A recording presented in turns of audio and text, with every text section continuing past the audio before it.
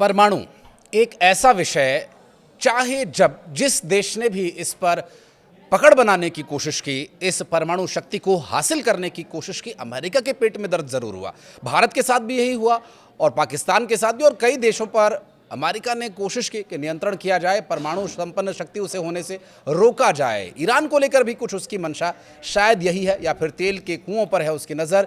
क्या है ये पूरा विषय, समझने की कोशिश करेंगे। आज अंकुर जी हमारे साथ हैं इस पर बातचीत करने के लिए, और बहुत स्वागत है आपका। और अंकुर जी, क्योंकि ये जो विषय है एक ऐसा विषय जो लगातार लंबे समय से अंतर्राष्ट्रीय स्तर पर चर्चा का एक बहुत बड़ा कारण भी रहता है और केंद्र में भी रहता है। अभी जो हाल में डोनाल्ड ट्रंप की तरफ से शब्द इस्तेमाल किए गए ईरान के लिए, क्या मायने समझे जाए, उसका क्या मतलब है? देखिए, बेसिकली जो डोनाल्ड ट्रंप ने कहा है कि अगर आप अपना परमाणु कार्यक्रम बंद नहीं करेंगे, वी विल बॉम्ब यू, यानी कि हम आप पर हमला कर देंगे। दरअसल ईरान के जो ख्वाहिश है वो भी अच्छी नहीं है। वो बम के जरिए अगर परमाणु बम हासिल करेगा तो उसका इस्तेमाल इजराइल के खिलाफ कर सकता है, अमेरिका के खिलाफ कर सकता है, सऊदी अरब के खिलाफ कर सकता है, तो वो भी कुछ कर सकता है। तो मुझे लगता है कि ये एक पावर्स हैं जो दुनिया की बड़ी बड़ी पावर्स हैं, उनके बीच में ये है कि जो बैलेंस ऑफ पावर है वो बना रहे, वो कायम रहे। और यही वजह है कि डोनाल्ड ट्रंप ने साफ साफ चेतावनी जारी की ईरान को कि या तो आप अपने परमाणु कार्यक्रम को लेकर हमारे साथ बातचीत करें, और अगर ये बातचीत फेल होती है या किसी नतीजे पर नहीं पहुंचती है तो हम आपके ऊपर हमला करेंगे। अब ये जो हमला है ये अगर होता है तो क्या ये इतना आसान है? क्या पूरी दुनिया पे इसका कोई असर नहीं होगा? या फिर जो ईरान जो दुनिया का चौथा बड़ा ऑयल सप्लायर है उस पर कोई असर नहीं, उसका पूरी दुनिया पर कोई असर नहीं होगा? ऐसा नहीं है जी। अगर ईरान पर हमला होता है तो पूरी दुनिया में कच्चे तेल की कीमतें बढ़ जाएंगी। दूसरा इसका नतीजा ये होगा कि ईरान हमेशा हमेशा के लिए परमाणु बम का जो रास्ता उसने अख्तियार किया है वो रास्ते से उसे छोड़ना होगा। और तीसरा ये कि ईरान में एक बड़ा रिजीम चेंज यानी बड़ा बदलाव हो सकता है। अब ये मोटा मोटे ये असर हैं, ये असरात हैं जो ईरान पर हो सकते हैं। अब लेकिन समझना ये होगा कि क्या ये इतना आसान है? अमेरिका कैसे करेगा? अमेरिका के वहाँ पे कौन कौन से सैन्य अड्डे हैं जहाँ से हमला हो सकता है? आशीष, आपको याद होगा कि पिछले साल 2024 में भी इसराइल ने ईरान पर हमला किया था। इसराइल ने हालांकि उसकी डिटेल्स ज़्यादा नहीं दी थी क्योंकि वो एस्केलेट नहीं करना चाहता था, लेकिन ईरान ने साफ साफ कहा था कि हम पर कुछ असर नहीं हुआ। नहीं, ये अंतर्राष्ट्रीय स्तर पर मैं आपसे समझना चाहूँगा कि अंतर्राष्ट्रीय स्तर पर कुछ एक संस्थाएं हैं जो इसको नियंत्रित ज़रूर करती हैं, लेकिन ये अमेरिका की अलग से ये नूरा कुश्ती उसकी ज़रूर रहती है। वो कहीं ना कहीं पिंच करता है हर देश को। भारत के साथ भी उसने क्या कुछ किया था ये सब हम सभी जानते हैं। और अब इस वक्त जो वर्तमान परिस्थितियां हैं, ईरान अगर परमाणु संपन्न होना चाहता है, ठीक है, उसकी मंशा ठीक नहीं है, लेकिन हर देश की अंतर्राष्ट्रीय स्तर पर एक लोकतांत्रिक स्वतंत्रता है। क्या ये उसका हनन नहीं है? बिल्कुल है। एज ए सॉवरेन कंट्री सबको अपनी एक डिटरेंस बनाने का, न्यूक्लियर डिटरेंस बनाने का एक अधिकार होता है, लेकिन आपको ये भी समझना पड़ेगा कि वो जो गवर्नमेंट है या वो जो कंट्री है वो है कैसा, वो क्या डेमोक्रेसी है? क्या इंडिया की अगर आपने बात की तो इंडिया डेमोक्रेसी है, लेकिन जहाँ ऑटोक्रेटिक रिजीम होता है, जहाँ पर फंडामेंटलिज्म होता है, अगर उन कंट्रीज़ के पास परमाणु हथियार होंगे तो कहीं ना कहीं देर या सवेर पूरी दुनिया के लिए खतरा हो सकता है। ये बात भी हमें समझनी होगी, क्योंकि ईरान जैसा एक कंट्री जहाँ पर उस तरह की डेमोक्रेसी नहीं है, उस तरह की लिबर्टी नहीं है, सभी जो बाकी जो एक फंडामेंटल चीज़ें होती हैं, जो बुनियादी हक और हकूक़ होते हैं लोगों के, वो भी नहीं है। तो कहीं ना कहीं, और दूसरी बात, ईरान की मंशा ये है शुरू से कि जो पूरी मुस्लिम उम्मा है वो उसका लीडर बनना चाहता है। अब इसमें प्रॉब्लम सऊदी अरब को भी है। सऊदी अरब चाहता है कि अगर ईरान के पास न्यूक्लियर वेपन होंगे तो उसका क्या होगा, क्योंकि सऊदी अरब दुनिया का सबसे रिचेस्ट ऑयल प्रोड्यूसिंग कंट्री है, उसके पास वो अमेरिका का अलाई भी है। तो वो चाहता है कि पावर ऑफ बैलेंस जो है पूरे मिडिल ईस्ट में वो बदल जाएगा।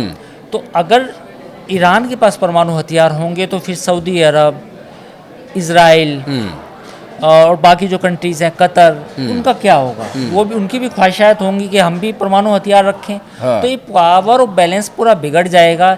यही वजह है कि अमेरिका कंटेन चाहता है। और दूसरी बात, जहाँ तक आपने बात की अमेरिका के पेट में दर्द क्यों होता है, बेसिकली आपको ये बात स्वीकार करनी पड़ेगी कि सोवियत संघ के विघटन के बाद पूरी दुनिया में जिस तरह से पावर डायनामिक चेंज हुई, तो उसमें अमेरिका का दबदबा अभी भी है। अमेरिका जिस कंट्रीज़ को चाहता है कि वो परमाणु हथियार रखे या ना रखे, वैसे तो ये किसी के पास नहीं होने चाहिए, क्योंकि पूरी मानवता के लिए खतरा है।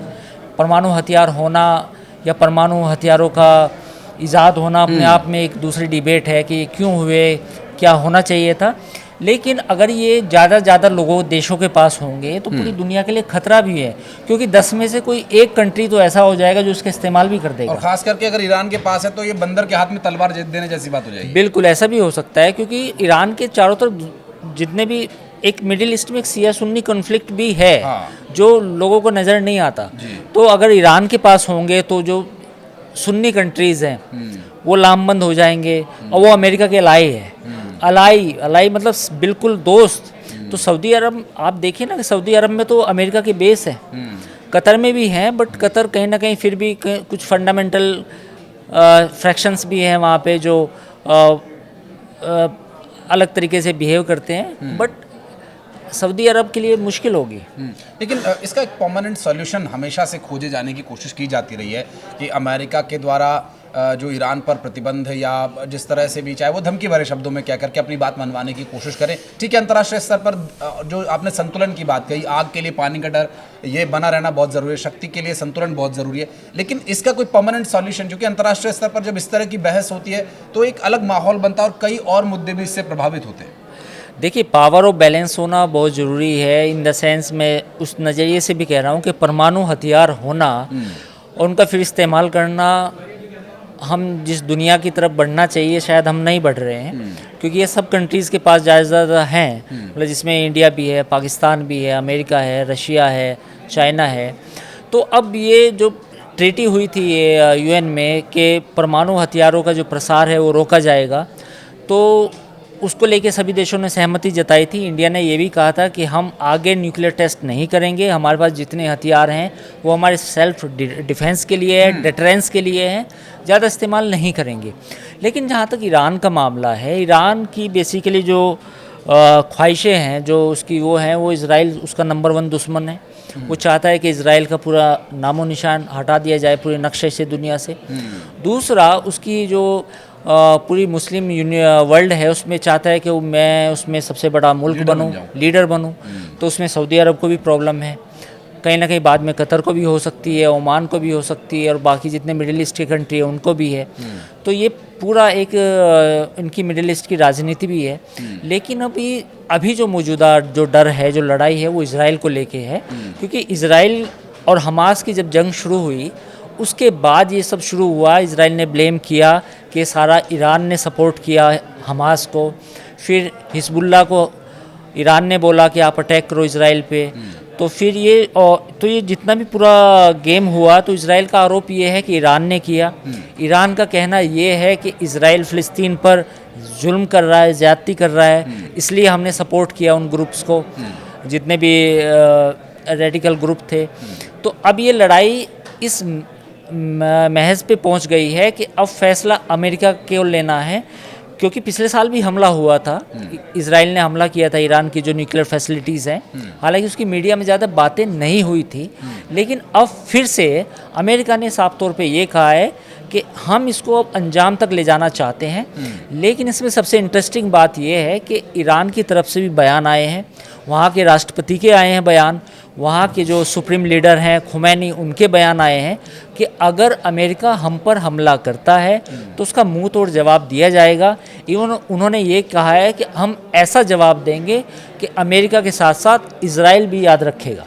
अब वो कितना वो दे पाएंगे नहीं दे पाएंगे वो अलग बहस का विषय है। लेकिन इन सब में जो देखिए हमारा चर्चा का जो कंक्लूजन है वो भारत का जब तक पॉइंट ऑफ व्यू नहीं आएगा, मुझे लगता है कि वो ढंग से नहीं निकल पाए। इसमें भारत के लिए इस चुनौती क्या रहेगी, या भारत के लिए क्या कोई चिंता की बात है, या अमेरिका का विषय, ईरान का विषय वो आपस में निपट लेंगे? क्योंकि अंतर्राष्ट्रीय स्तर पर भारत की जो भूमिका हम इन दिनों देख रहे हैं, उस लिहाज से भारत की भूमिका यहाँ पर आप कहाँ देखते हैं? देखिए, इंडिया के लिए काफ़ी एक ईरान हमारा एक तरह से पड़ोसी देश है। ईरान पर अगर अटैक होता है, वहाँ पे लड़ाई लंबी चलती है, तो जो ऑयल की जो कीमतें हैं वो बढ़ जाएंगी पूरी दुनिया में, और इंडिया एक इमर्जिंग इकोनॉमी है, सबसे ज़्यादा हम ऑयल इंपोर्ट करते हैं, तो वो भी एक समस्या पैदा होगी, तेल की कीमतें बढ़ेंगी और तेल की कीमतें जब बढ़ती हैं तो उसका असर पूरी इकोनॉमी पे होता है, नंबर 1। नंबर 2, जो गल्फ़ ऑफ हॉर्मूज़ है, यानी कि जो ईरान का के पास में जो गल्फ़ ऑफ हॉर्मूज़ है, जहाँ से कमर्शियल वाहन, कमर्शियल जो पोत जाते हैं, वो पूरा जो रास्ता है वो पूरा एक तरह से ब्लॉक हो जाएगा जब लड़ाई होगी। उस पर वार जोन बन जाएगा, तो वहाँ पे जितने भी हमारा ट्रांसपोर्टेशन है, ट्रेस पासिंग नहीं हो पाएगी, तो वो एक मुश्किल होगी। तो मुझे लगता है कि इंडिया के लिए एज ए इकोनॉमिकली ये काफ़ी मुश्किल हो सकता है और इसका असर इंडिया पे भी नहीं होगा, इसका असर पूरे रीजन पे होगा, पूरे मिडिल ईस्ट पे होगा। और जिन देशों की इकोनॉमी ख़राब है, अगर पाकिस्तान सोचता है कि ईरान पे अटैक अमेरिका करेगा तो उसको क्या, उस पर भी असर पड़ेगा क्योंकि वो भी बगल में ही है। तो इसका पूरे, अगर असर की बात करें तो पूरे रीजन पे होगा। अब सवाल ये है कि क्या ये बातचीत से हल हो सकता है? मुझे लगता है कि बातचीत से हल हो सकता है और ईरान को बातचीत करनी चाहिए और ये देखने वाली बात होगी कि इंडिया का कितना रोल होता है। इंडिया भी ईरान से कह सकता है कि आप बातचीत करें, या इंडिया की कोई अगर भूमिका ऐसी तलाशी जाए तो उसमें भी देख सकते हैं कि डिप्लोमेटिक एफर्ट्स हों जिसमें ईरान को एंगेज किया जाए, क्योंकि युद्ध ऑलरेडी यूक्रेन वाला आपने देखा, हमास इजराइल का देखा, अब अमेरिका, इजराइल और ईरान का अगर युद्ध होता है तो पूरी दुनिया के लिए अच्छी बात तो नहीं है। बिल्कुल, अभी आपने जिक्र किया, मैं उसी पॉइंट पर आ रहा था कि रूस यूक्रेन का युद्ध अभी ख़त्म हुआ भी नहीं है, कि ये एक और संभावना यहाँ पर आशंकाएं बन रही हैं, क्योंकि रूस यूक्रेन के युद्ध को ख़त्म कराने के लिए भारत के प्रधानमंत्री की बातचीत कभी अमेरिका से, कभी पुतिन से हो, अंतर्राष्ट्रीय स्तर पर भी जब प्रेस कॉन्फ्रेंसेस हुई डोनाल्ड ट्रंप के साथ, प्रधानमंत्री नरेंद्र मोदी बैठे तो उस वक्त भी प्रधानमंत्री ने बहुत साफ शब्दों में कहा था कि हमें न्यूट्रल होने का आरोप हम पे लगता है, हम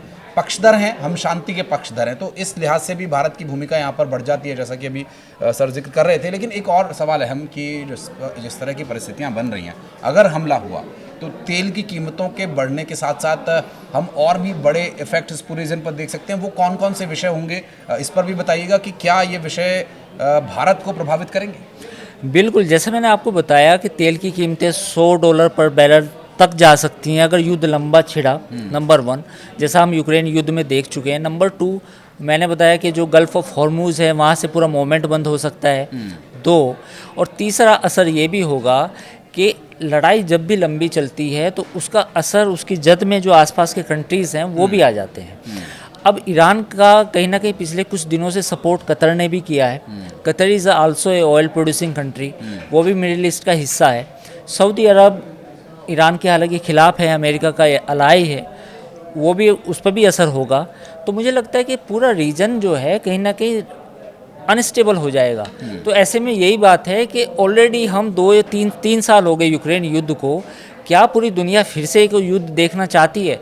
तो मुझे लगता है कि बेटर सेंस शुड प्रिवेल। लोगों को इस चीज़ को समझना चाहिए कि दुनिया में बार बार जंग होना, लड़ाइयाँ होना, उससे कोई हल नहीं है।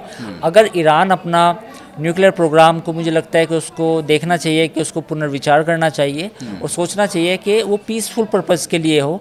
लेकिन अमेरिका वेस्ट के बीच में और ईरान के बीच में जो मिसट्रस्ट है, जो डिस्ट्रस्ट है, वो इतना ज़्यादा है, अविश्वास का जो माहौल है कि ईरान कहता है कि ये मेरा पूरा जो प्रोग्राम है ये पीस के लिए है, एनर्जी रिक्वायरमेंट के लिए है। अमेरिका और वेस्ट जो कंट्री है, IAEA कहता है कि नहीं, आप परमाणु बम बनाना चाहते हैं। तो ऐसे माहौल में जो आखिरी जो रास्ता बचता है वो लड़ाई है। अब लड़ाई की बातें हो रही हैं जी, और ये लड़ाई काफ़ी खतरनाक हो सकती है।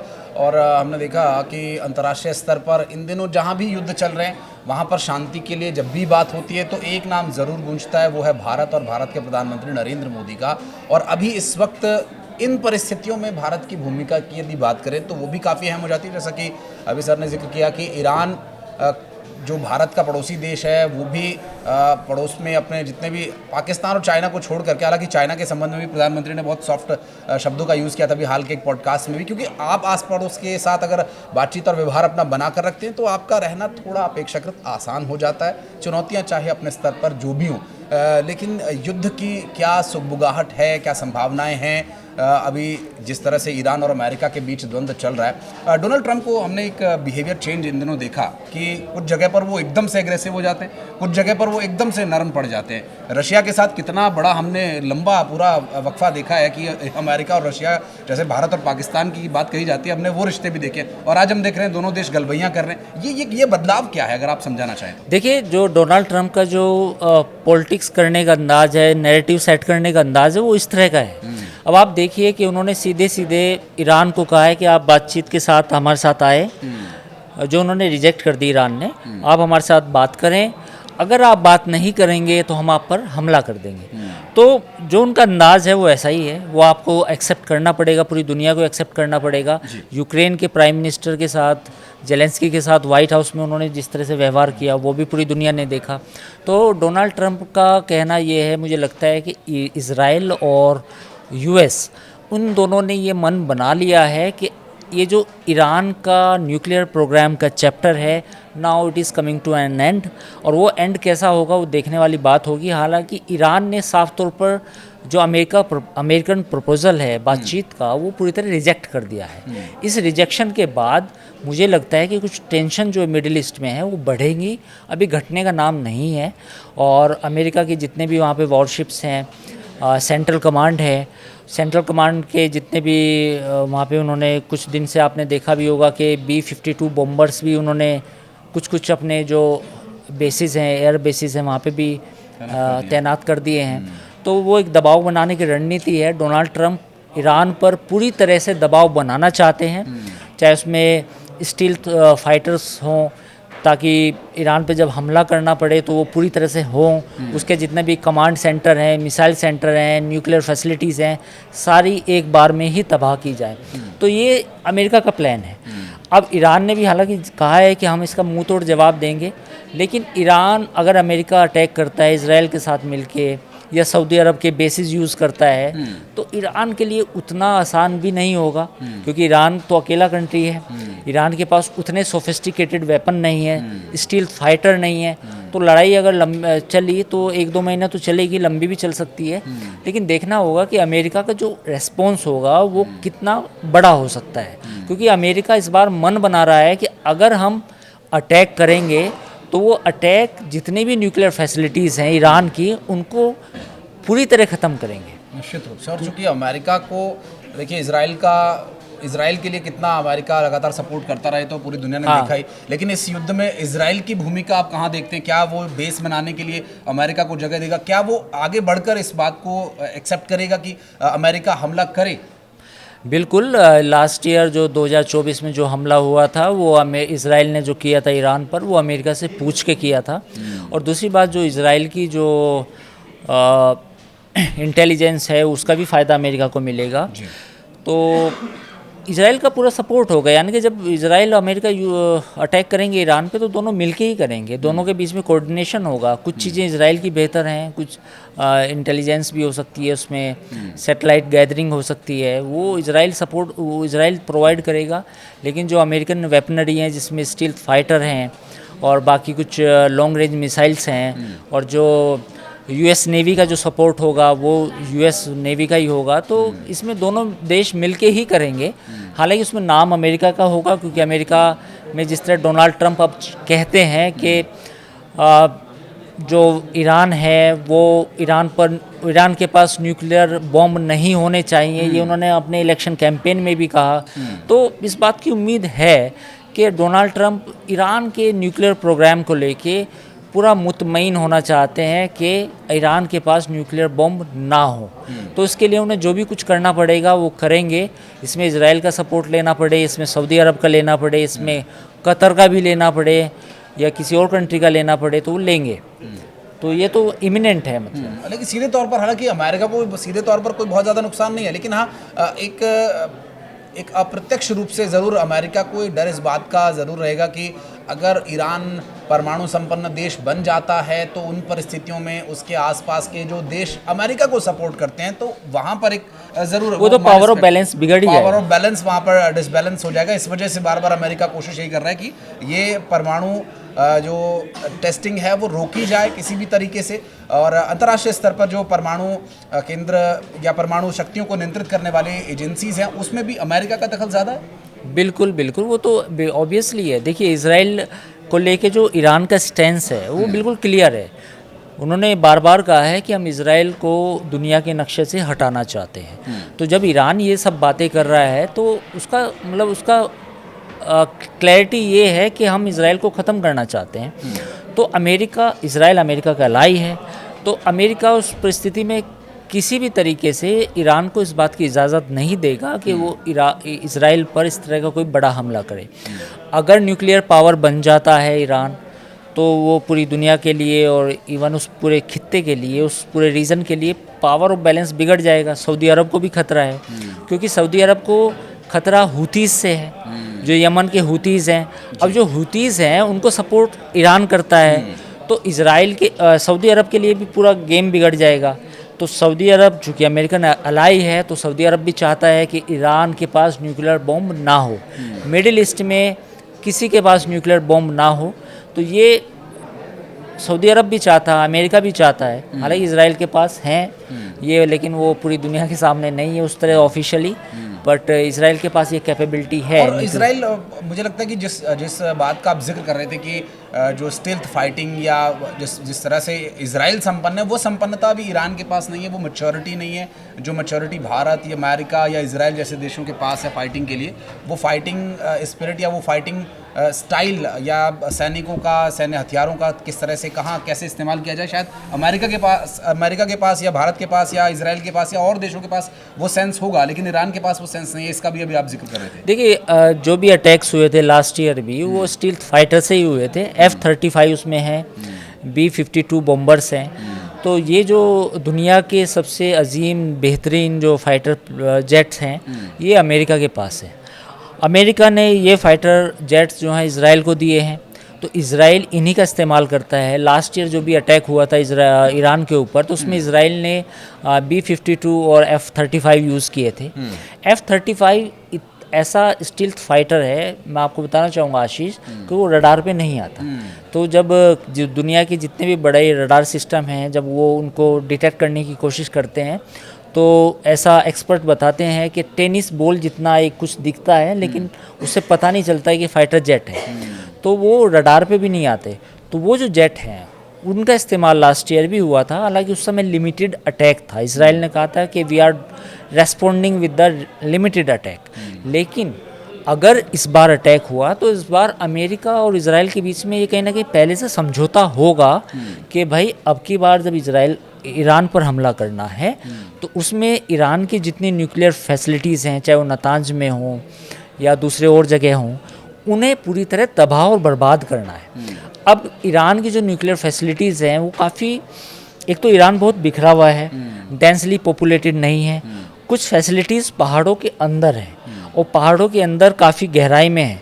तो उसके लिए भी अमेरिका को जब अटैक करना होगा, तो वो जो इंटेंसिटी होगी बॉम्ब की, या वो जो बॉम्ब डाले जाएंगे, वो कई सौ टन के डालने पड़ेंगे। मतलब वो इतने बड़े वो भी गाइडेड होने चाहिए, वो भी गाइडेड होंगे और वो इतने भारी होंगे। तो अब उन ऐसे भारी बम कौन फाइटर जेट निकाल सकता है? वो B-52 हैं, वो F-35 हैं। तो उनके पास एक कैपेबिलिटी है कि वो इतने बड़े बड़े बम वो डालें, और जो न्यूक्लियर फैसिलिटीज़ पहाड़ को काट के अंदर बनाई गई हैं, उन न्यूक्लियर फैसिलिटीज़ को पूरी तरह से तबाह किया जाए। तो ये अमेरिका के पास ही टेक्नोलॉजी है जिसका उपयोग इसराइल भी करता रहा है। तो अगर लड़ाई हुई तो वो फिर इनका ही इस्तेमाल होगा। बिल्कुल। और ये भारत के लिए भी काफ़ी नुकसानदायक होगा, क्योंकि ईरान पड़ोसी देश है, अमेरिका एक ऐसा देश है जो भारत को अपना सबसे अच्छा दोस्त बता रहा है। तो आप इस बारे में क्या कहना चाहेंगे? अभी आपने ट्रम्प का वो बयान भी सुना होगा कि नरेंद्र मोदी मेरे सबसे अच्छे दोस्त हैं। तो नरेंद्र मोदी को बहुत अच्छा दोस्त मानते हैं, तो क्या वो नरेंद्र मोदी की सलाह मानेंगे कि ईरान पर हमला ना किया जाए? नहीं, मुझे लगता है कि देखिए, अगर लड़ाई हुई तो उसके डायनामिक्स अलग होंगे, उसमें भारत का उस तरह डायरेक्ट रोल नहीं हो सकता, क्योंकि ईरान का जो न्यूक्लियर प्रोग्राम है उसको लेके इसराइल और अमेरिका का जो डीप स्टेट है, जो सोचता है, वो एक अलग नज़रिया है। वो कभी उनका क्लैरिटी ये आ गई है कि ईरान के पास न्यूक्लियर वेपन ना हो।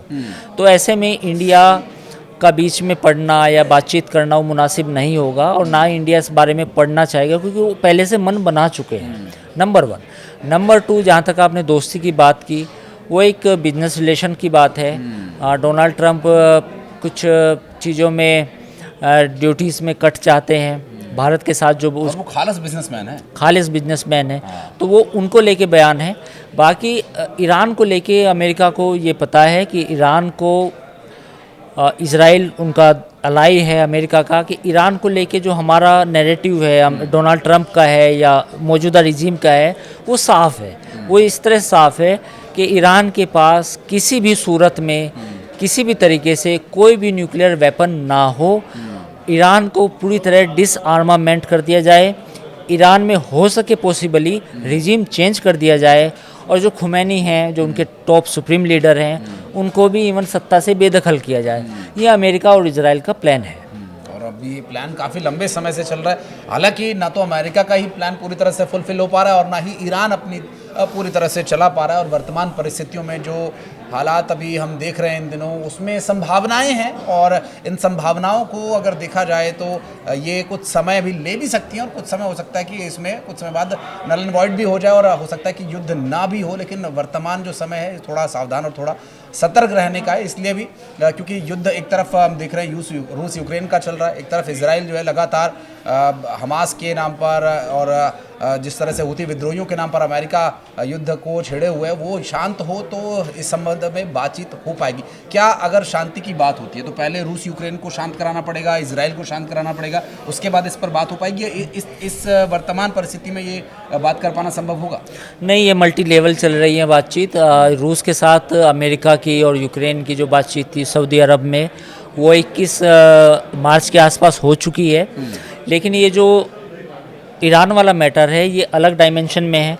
तो अमेरिका एक ही समय में 2-3 जो समस्या हैं, जो मसले हैं, उन पे एक साथ ही काम कर रहा है। एक तरफ यूक्रेन युद्ध भी ख़त्म करना चाहता है, दूसरी तरफ ईरान को भी साधना चाहता है। तो अमेरिका में एक साथ ही लगातार चीज़ें हो रही हैं। तो ये हम इस बात को सोचें कि पहले यूक्रेन युद्ध निपटाएगा तब अमेरिका इधर ईरान में आएगा, ऐसा मुश्किल है। मेरा मानना है कि अगर अमेरिका को हमला करना होगा तो वो कर देगा, वो यूक्रेन वाला मैटर का इंतज़ार नहीं करेगा। और जिस तरह की ट्रंप की वहाँ पे पॉलिटिक्स करने की जो उनका तरीका है, अंदाज़े बयां है, वो अलग है। वो जल्दी जल्दी अपने लोगों को दिखाना भी चाहते हैं कि देखो मैं कुछ कर रहा हूँ, मैं बिल्कुल जो मैंने वादे किए थे चुनाव में वो मैं पूरे करना चाहता हूँ। तो वो इस बात का इंतज़ार नहीं करेंगे।